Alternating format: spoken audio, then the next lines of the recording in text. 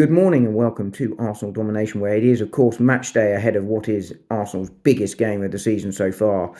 Arsenal, of course, going into the game at the Bernabeu in this Champions League quarter-final with a 3-0 lead from the first leg, a lead that very few people saw coming, with the exception of Gooner Gathering's own Lee Meads, who did successfully predict that ahead of the first leg, albeit, I suspect, slightly tongue-in-cheek.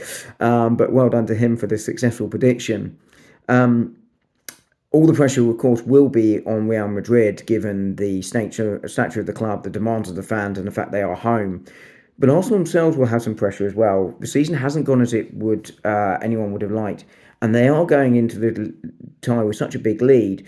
But if Arsenal were to lose the tie, not necessarily on the night, but lose it on aggregate, I think it would put immense pressure on Mikel Arteta and his future at the club. So there's, it's not without jeopardy for Arsenal themselves. Because this tie currently is only half done. Quickly on Real Madrid, they will be without Camavinga following his petulance in the first leg, which has seen him suspended for this game. But Mendy does return from suspension, and Ceballos is back from injury. Both sides will be without players going into this game, and as I say, both sides under immense pressure. But Real Madrid are going to be roared on by those home fans. The roof is going to be closed, and they're going to create one hell of an atmosphere. And they're going to have to attack Arsenal. They are going to have to come out and they're going to have to look to score goals. I mean, that's stating the obvious Michael Owen punditry style, but that's how they're going to have to play. And in some ways, I think that makes it easier for them because they know what they've got to do and they know how they're going to have to play.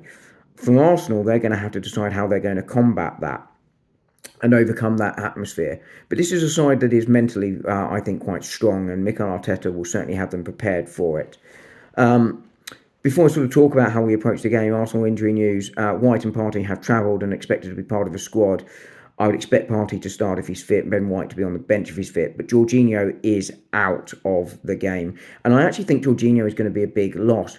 Not because he's going to start the game, he's obviously not going to start the game if Thomas Partey is fit. But his experience and his composure and his understanding of what it takes at this level and at this stage of the competition to win and experience these big nights is actually going to be quite important. It is a side that doesn't have a lot of that. Kai Havertz, of course, does have it, but he is also out. And there isn't really anyone else that's experienced that. You could argue Mikel Moreno, of course, in the Euros final with Spain, has some of that. But otherwise, it is a squad sort of lacking in that. David Raya, of course, as well, was part of that squad. But it is a squad that lacks experience, and Real Madrid do have it. And that's where I think Jorginho missing will be a big miss for Arsenal. And I'd be interested. I mean, it doesn't sound like he's travelled, but I think if he hasn't, I think Arsenal may be missing a trick there.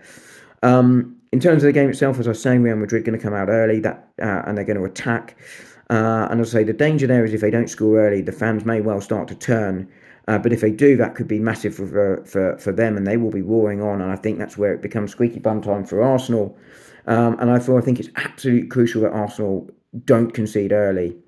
But equally, I think it's important that Arsenal don't just sit in and try and defend and play for a 0-0, because I just don't think playing that way against Real Madrid, good as Arsenal are defensively, is going to work. Real Madrid, I think, are going to attack that left side. Mild Lewis Skelly at 18, vastly inexperienced. And Jakub Kiwior, of course, the weak link, well as he played in the first leg and well as he's played since he came into the side.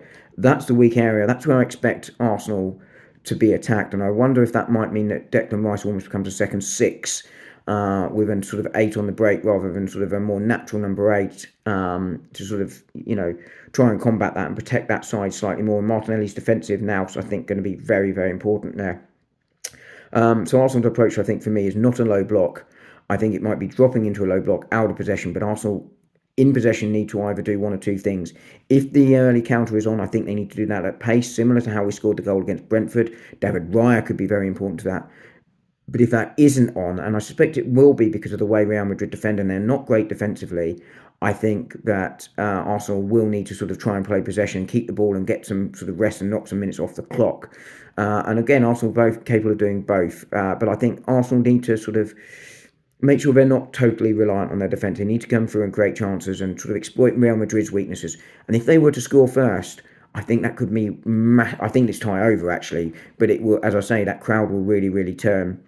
Attacking wise, I think Mikel Moreno will start. I did talk about Martinelli starting, but I've expected the scoreline to be closer, but I think that defensive work rate and that press that he will offer is going to be important. And I think Martinelli and Saka will provide that sort of pace down the wings, and that's what we need from them to try and get at Real Madrid in transition quickly. And we saw how their left back really struggled against Saka, and Martinelli has been playing much better since his return from injury than he has in the early part of the season. So I think that's where the tie will be won and lost. I think Arsenal need to go into this game unchanged, personnel-wise, from the first leg. Obviously, much changed from the side that played against Brentford. And as I say, I think that will be crucial. I think Real Madrid will win the game 2-1 on the night. But as always, let me know what your lineup and score predictions will be in the comments. But before I go, one last thing I think Arsenal need to be aware of. Rice, Martinelli, Partey and Timber all on yellow cards.